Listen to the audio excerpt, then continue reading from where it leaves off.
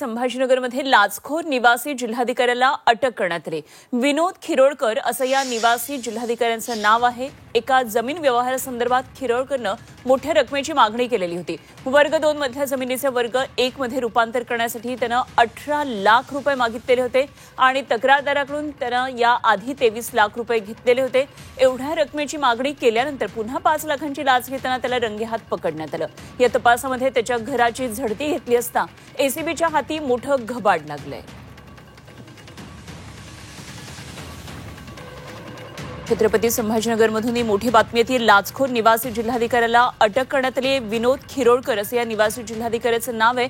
आणखी सविस्तर तपशील जाणून घेऊया। आमचे प्रतिनिधी विशाल करोळे थेट आपल्याबरोबर छत्रपती संभाजीनगरमधून संपर्कात आहेत। विशाल, जमीन व्यवहारासंदर्भात या निवासी जिल्हाधिकाऱ्यांना अशा प्रकारे लाच घेतल्याचं समोर आलेलं आहे। काय काय नेमके पुढचे तपशील आहेत? काय नेमकी कारवाई सुरू आहे आता?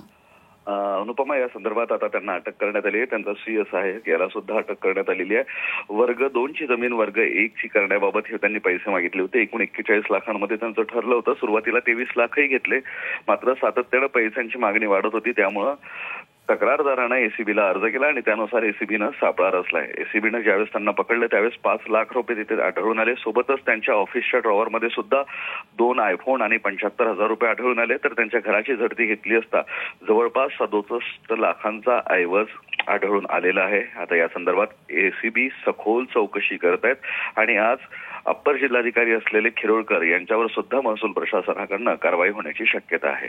ठीक, विशाल, जरूर या सर्व घडामोडींवर लक्ष ठेवून राहा। वेळोवेळी अपडेट्स आपल्याकडून जाणून घेत राहू। तुर्तास धन्यवाद। विशाल करोळे आमचे प्रतिनिधी आपल्याबरोबर होते।